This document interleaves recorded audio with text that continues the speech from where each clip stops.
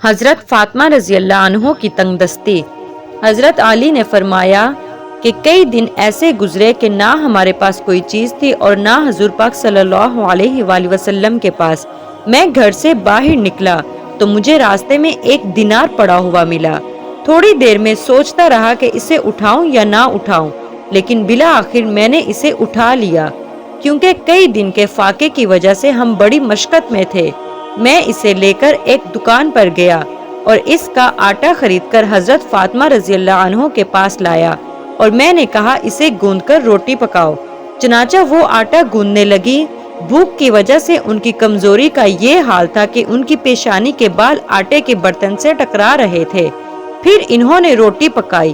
پھر میں نے حضور پاک صلی اللہ علیہ وآلہ وسلم کی خدمت میں حاضر ہو کر سارا قصہ سنایا۔ آپ صلی اللہ علیہ وآلہ وسلم نے فرمایا، تم اسے کھا لو، کیونکہ یہ وہ روزی ہے جو اللہ تعالیٰ نے تم کو غیبی خزانے سے عطا فرمائی ہے۔ جزاک اللہ۔